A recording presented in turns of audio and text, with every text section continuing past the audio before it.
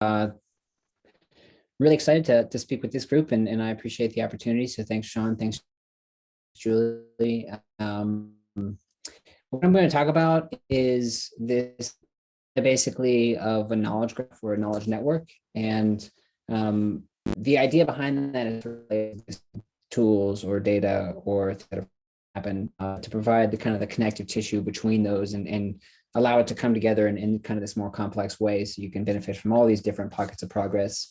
And the project that I've been working on, or one of the projects that I've been working on to do this, has been the Heliophysics Knowledge Network. And this really does represent, a project that I've been funded within the NASA Early Career Investigator Program, but really the demonstrable use case that we're focused on with the Heliophysics Knowledge Network is the magnetosphere-ionosphere coupling system, just because it's a really powerful use case for what can be done if you do different projects that are going on, and in an area where you really do have to provide that kind of connective knowledge graph kind of structure to understand.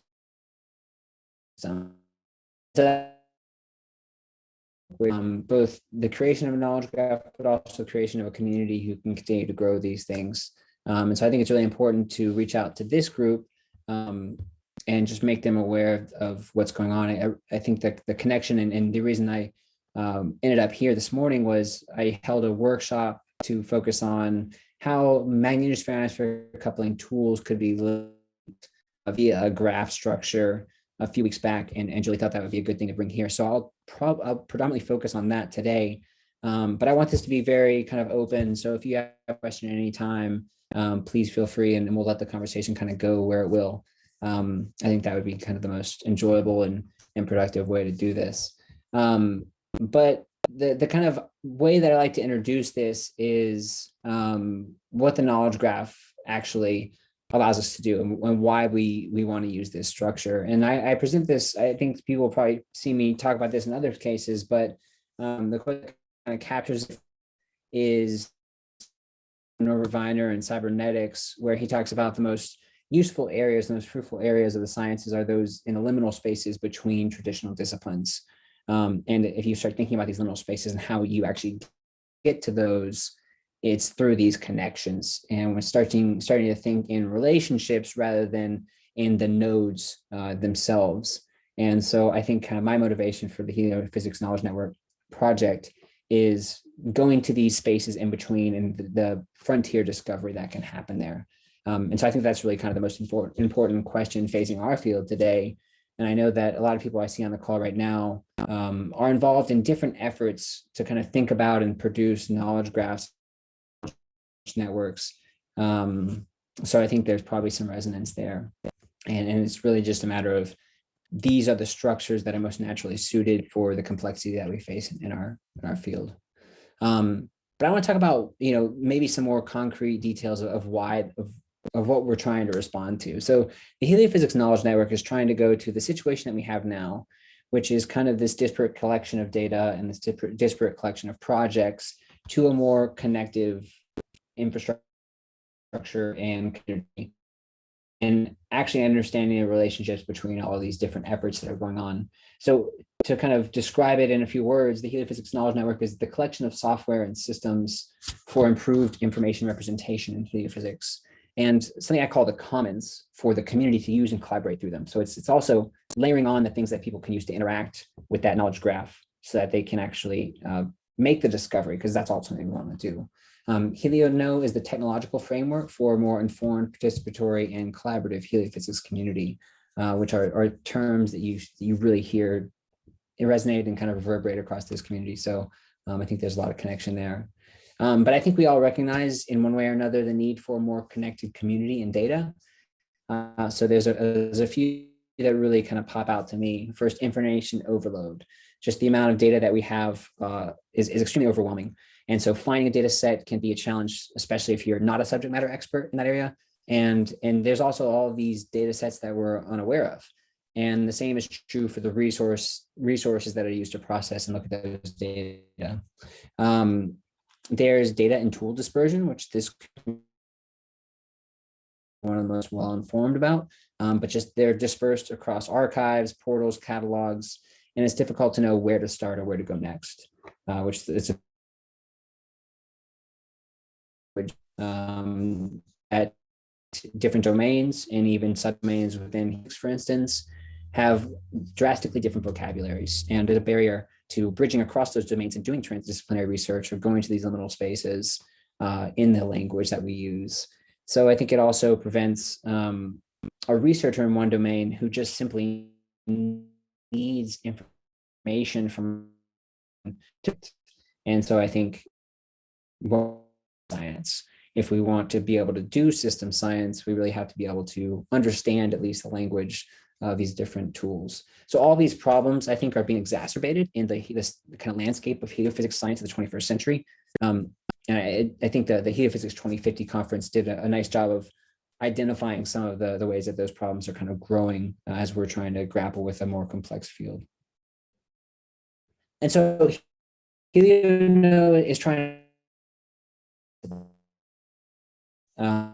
it's, as I mentioned, it's kind of the solution that we've outlined is to better connect the data and tools in heliophysics research and to create an ecosystem from that connection. And so we're using the knowledge graph approach, which I'll explain more about what that is and how those are actually created to connect the different knowledge, and then also to connect the different knowledge graphs together into a knowledge network. So there's kind of the knowledge graph, which focuses on one domain, one area, and then you can connect those knowledge graphs together into a knowledge network. The Helio approach is focused on kind of the refined use case of the magnetosphere system, because it is a really powerful way to develop these tools and these structures. And that will eventually build up into a full heliophysics knowledge network. And that's kind of where the participatory open science ethos comes in the project and why I'm talking with this group here today. So I think to do this, the way that I think about it requires kind of two sensibilities. So I think there's a of the problems that I just presented and the need for knowledge graphs. There's not as much of how do you actually achieve it. And so I want to talk about kind of how I think about that to begin. So the first sensibility that I think we need is to think in graphs.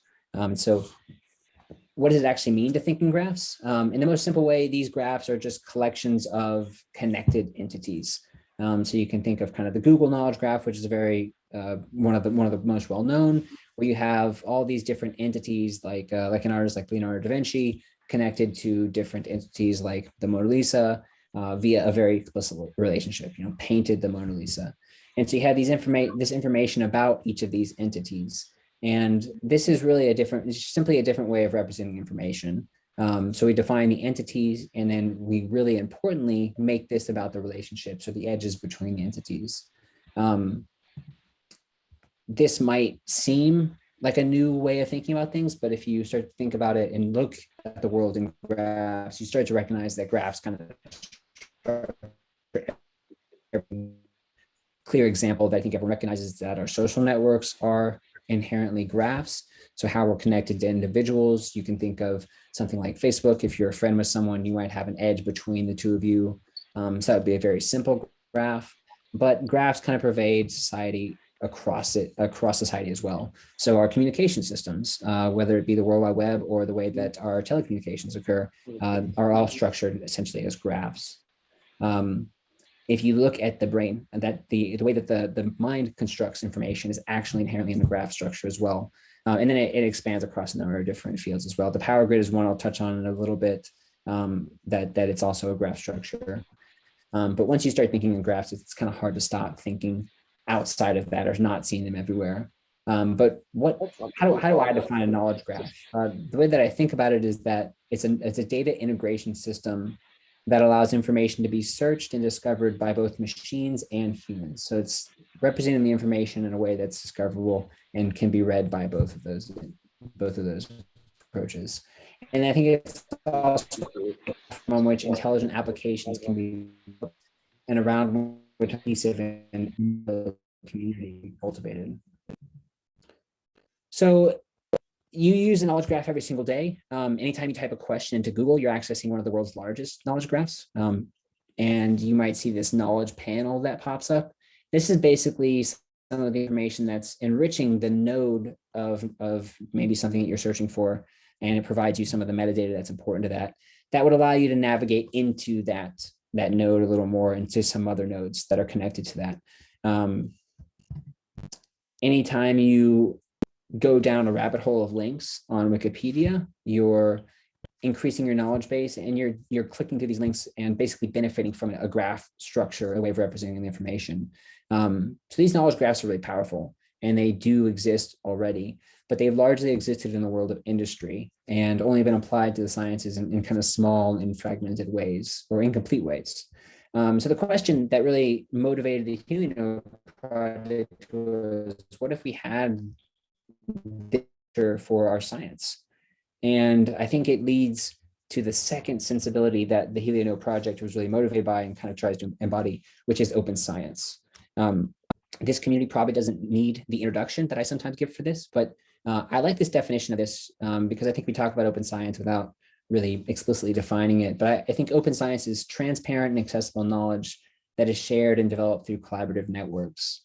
And this is a definition that I think is best captures it. But the sensibility of open science is ultimately to make knowledge transparent, accessible, and robust.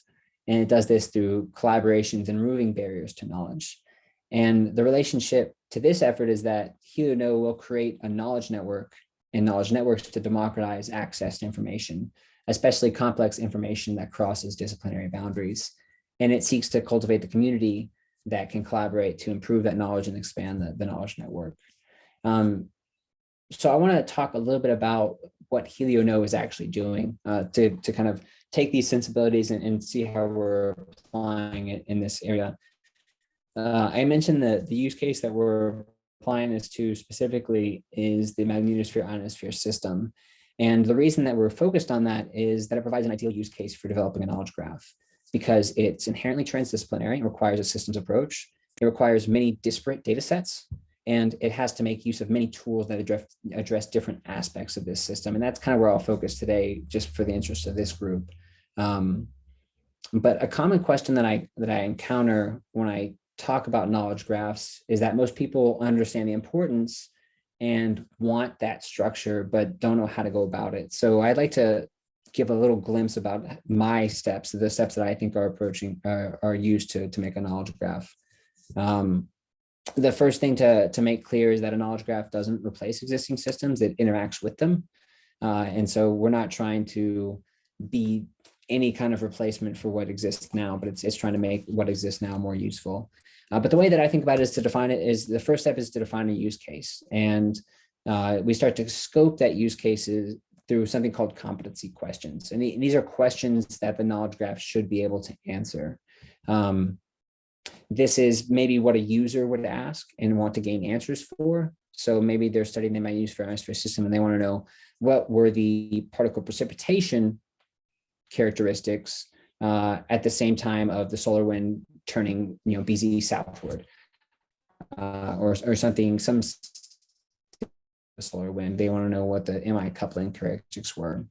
But these are questions that the knowledge base that you put together based on the structure should be able to answer. And it's a way of scoping the ontology. The second step is, I'll go back to this slide momentarily, but is to identify the common patterns in this use case. So you start to think about all the things you want to know from this use case, and you start to write those down, and you start to emerge the common patterns.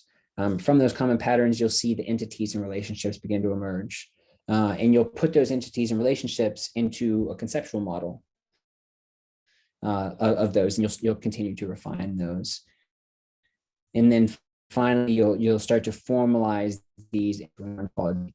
And I know this term is tossed around a lot, so I just quickly define that it's a system of concepts. It's the schema that describes the concepts and their relationships in the graph form. So this is what allows you to enrich the data sets that we have with the metadata that meet the ontology, and basically can allow you to search in that way. The conceptual model is important. I think this is a process that we're working on with the MI coupling tools, but it's a collection of the concepts in a domain of knowledge, and it's the explicit relationships between them. And so it kind of serves two purposes. The first is to create a foundation for an ontology, and then be an object for different communities to interact over to increase our understanding. of the magnetosphere ionosphere system. The final step in this process is to collect the metadata that fulfills these entities and relationships, and that will kind of seed your knowledge graph. And so once you have that, you can start to search over the data sets and link data into that process. And then, of course, this is like everything, an iterative process where you will go back and entities and relationships into something that really does provide use to the people who are interested in those data. So just to give a broader vision, the HelioNode is really addressing a number of different aspects of this problem. So first, a review, trying to understand what knowledge systems do exist in heliophysics right now. So this is something I've been working on. It's kind of a living reviews article of the knowledge systems that have been available and are available now in heliophysics, and trying to understand some of the patterns and lessons from those. And so if you're interested in learning more about that, please do get in touch with me. I think that a living reviews article of this could be very useful to our community. And some chapters of that or some sections of that have kind of merged in Helio 2050 white papers and Decadal Survey white papers. So I think those are kind of coming out and helpful. The second is to develop a glossary and a vocabulary. And there's this process called glossary harmonization. And so I'm working with a few people in the Earth Science Informatics Partners, or ESIP community. And if you're not a part of that community, I highly recommend it. They're doing they do some of the frontier work, in my opinion, in semantic technologies and in tool development for the geosciences. And so trying to bring the space component into that more directly, but worked on this process of glossary harmonization, which is essentially trying to not find single definitions for words, understand the context of some terms in a domain that might be defined in a number of different ways. And so we're working on this for space weather. And so I've been trying to compile all of the space weather glossaries and vocabularies that exist and see how we can start to bring those together and harmonize those a little bit. There's actually over 15 that I've found, and we're working with the ESIP community to try and harmonize that a little bit. And so that kind of precedes the ontology development, or this development of the full knowledge graph, which is the next step, which is going through this concept mapping process. And it's very important to have a number of different people talking about the concept map. And so we're doing that in a very open way by hosting workshops. And Julie was kind enough to be a part of one of those a couple of weeks ago, and trying to emerge the ontologies that will be the foundation for these knowledge graphs. And then it goes into the knowledge graph building, which is taking some of these concept maps and formalizing those in a way that the community can use. So these concept maps in themselves are very helpful in understanding the domain, but ultimately the scientists want to interact with the knowledge graph. So we need to provide that, make that easier, that they can actually explore the data with and benefit from that. So that's kind of front end development that I think is lacking in a lot of these knowledge graphs exercises or projects. And so that's actually an area that I think that this community can help a lot and participate in. And then finally, with this process, I think it's also important to, along the way, develop curricular materials. So with the importance of this knowledge graph structure, I'd like for this project to kind of leave a trail of, okay, how do we actually do that? How do we take some of these lessons and apply that into our work? And how do we start to link our work to others? And so I'm trying to put together curricular materials and tutorials for this process as well. And then ultimately, it's the science. It's demonstrating frontier discovery with this structure of data. And so basically emerging some new understanding of the magnetosphere ionosphere system by applying some advanced analysis tools that can be used with these knowledge graph structures.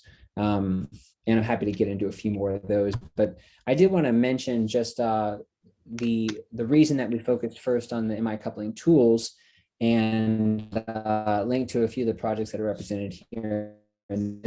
So we held this workshop a couple of weeks ago to try and understand the relationships, this zoo of tools for magnetosphere ionosphere coupling. And so we had a number of different people represented at that workshop, and it kind of helped shape this MI coupling tools concept map. And the overarching goal of the workshop was to understand the ways that we link these tools, and which in turn link many of the important data sets. And so each participant in the workshop was kind of a leader of one of these tools that we were interested in using, whether it be the Swarm Virus platform, or Julie Bonham obviously was representing the PyHC community, some people with SuperMag, among others, but they represented that tool and helped us understand how to link them together. And so we made a lot of progress during that workshop, and I'll just give a little deeper overview of what we did there. But basically, our definition of success for that workshop was to try and spread the literacy of knowledge graphs in science. So similar to what we talked about here this morning, to refine these competency questions. So we came in with a draft set of competency questions for that knowledge graph, and we worked on refining those. I've provided a living list here, but you can find all of this on the GitHub as well under issues or under the project tracker for the MI coupling tools ontology or knowledge graph. And I'd love to get this community's feedback on what those competency questions are, so you can kind of contribute there. And then to identify the key dimensions of the MI coupling tools themselves. So essentially asking, what would a researcher like to search over so that they can understand what tools are available to them. We did produce a version 1.0 of the concept map for coupling tools, and I can hop to our Miro board to kind of look in that in more detail as time allows today. But that's something that's open to people as well, and you can take a look. And then we wrote some lessons learned from that workshop that we'll kind of carry forward and hope the community can benefit from. So kind of leaving that tutorial educational component background as well. So these were our goals, which I've kind of already spoken to, but I'd like for this to kind of seed a community that's thinking in these ways, starting with the magnetosphere ionosphere system. And I think that's just kind of moving all of this to provide useful resources and education is really an important thing for us for this project. So a few outcomes from this, and I've provided these links. I can send these slides to you afterwards, Julie or Sean, however it's easiest for people to get to explore these. But so there's kind of an introductory video that provides more information about the workshop itself that you're welcome to watch. We have collective notes and synthesized notes from that, so it's kind of easy for you to digest. And then you can kind of explore and add comments to the Miro board as well. And the progress from this is just we have kind of a full draft of the competency questions and concept model. And then I actually did put together a prototype of the actual knowledge graph itself that's navigable. We had about 6 projects represented at the workshop. So that's kind of a sparse knowledge graph at this point, but it's something that can kind of give you an idea of what can be done with that. There's a few ideas that are very important that kind of came out of that. The first is that we don't need to create an ontology for every area. Some ontologies or controlled vocabularies can be reused, and they're extremely useful. And so that can link into ontologies that have been developed, for instance, for earth science. And we can benefit from those, and we need to. And then we need to be able to develop search tools based on science application keywords. So developing a robust glossary for heliophysics would be really useful, and that kind of speaks to that glossary, or points us towards that glossary harmonization effort as well. But I do want to give just a very short look at what can be done if you actually are able to achieve this kind of knowledge graph structure. And the example that I'll point to is a project that we led within the National Science Foundation called the Convergence Hub for the Exploration of Space Science, or CHESS. And you can go to the website and see a little bit more there. But basically, this project was focused on the use case of space weather impacts on the power grid. And it was trying to converge the space physics perspective to the power grid operator perspective.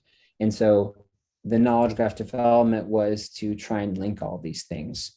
And this is not something that I need to digest, but I did want to show it because this is the ontology that we put together based on working with semantic technology experts and ontological or knowledge engineers. And what we did from this was kind of organize these into subcomponents where there's a solar event subcomponent. So imagine you're a power grid operator and some kind of solar event occurs, coronal mass ejection or solar flare, some kind of observation in the solar wind. How does that link to the responses that are needed? And so we kind of mapped all of that out to the response types that are available to that power grid operator, or the different go on, or running a simulation, and into that and the internet response type.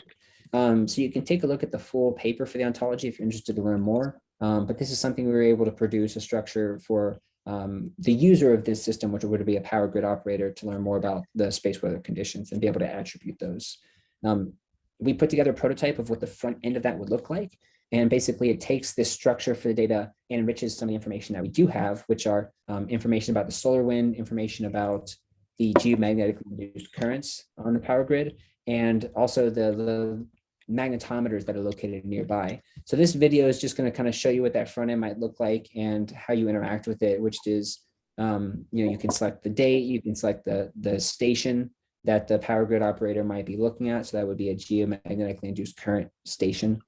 So each of these blue triangles represents one of these GIC nodes, and each one of these green dots represents a supermag magnetometer. And you can select a magnetometer or a GIC node. It will pull up the nearest magnetometer measurement based on this kind of knowledge graph structure. And you can start to explore these things. It's really interactive. And then it includes the contextual space weather information as well. So we're just showing here as an example the IMF information, but all this is linked in a way that you can gain more information about this. So this is something that can be done. And so this is ways that you can search with the data and interact with data if it has this different structure. I'm happy to talk with people offline. There's a couple of papers that came with this that showed how you can actually do scientific discovery when the data are linked in this way. But that's something that I think is a nice example of what can be done with this.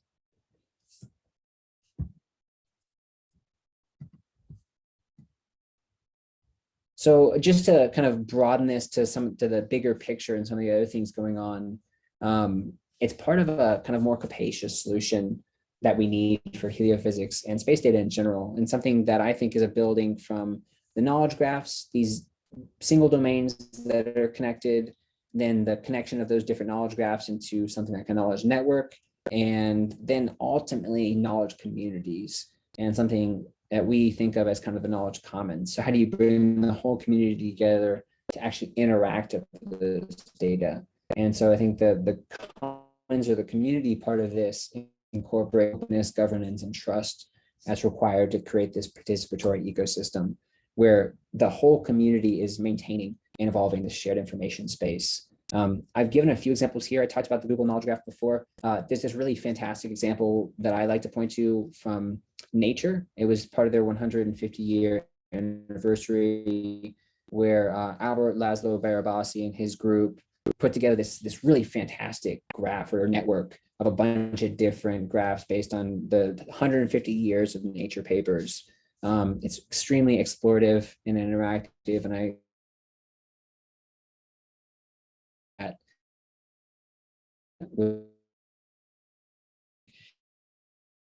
to the community. We published a article on this talking about the need for space data knowledge commons. And you can take a look at that there. We're working with the MIT Knowledge Futures group on this, as well as a number of different NASA centers. And it's really kind of this broad open effort. But I'd love to know your thought. We're using the MIT PubPub platform, which is a way that you can create a living conversation around an idea. And so we encourage people to go there, leave comments, start conversations, and help us understand what this needs to look like. But yeah, I think it's a pretty exciting thing, and I encourage people to kind of take a look at that as well. Part of this is that there are, as I mentioned, a number of related efforts going on, and I did want to just make a couple of points here about some of these efforts. But within NASA, we have kind of this relatively new Center for Helioanalytics that we're working on. I think or hope that a number of people in this group are familiar with that. But if not, please do contact me, or we can talk about it right now. It's really exciting. It's kind of trying to be this hub for doing some of these frontier data science-based approaches to heliophysics research. And we do have a specific focus on knowledge representation within that. I mentioned the Earth Science Informatics Partners, but I've linked it here so you can kind of learn more if you're interested. And we're working on a space for the glossary harmonization project. We actually held the first workshop for that last Friday, which was really exciting. And this is important because the glossaries and vocabularies are kind of the first step to full knowledge graphs and actually, trying to understand one of those languages. A couple of these other projects you might recognize. Obviously, the Heliophysics Data Resource Library is something that's going through a lot of changes right now. And I think it's exciting, some of the things they're planning. There's a HelioWeb project, which is kind of a sub project within Helio. And it's this idea Feld and Aleda Hickinson put forward during Helio 2050, and it got a lot of attention. So there's a white paper that I've linked to here if you want to learn more about that, but it's kind of this individual and project subgraph of heliophysics to kind of catalog, interlink, and make the discoverable those. And then I've linked to a few kind of the broader efforts, the Space Data Knowledge Commons, which I mentioned. And then there's a NASA Science Mission Directorate wide cataloging project that Caitlin Bugby is leading. And if you participated in the NASA Open Science Initiative workshop last Thursday, you saw Caitlin mention that a little bit. And so there's a good opportunity for us to kind of help with that project in terms of the heliophysics perspective and be a part of the open source science initiative. So I'll stop there. And I know that probably was a lot to digest, but I've identified a few questions that I'd love to discuss, but I want to stop and see if people have things they want to raise first. And thank you again so much. I'm happy to have a talk with this group about this project.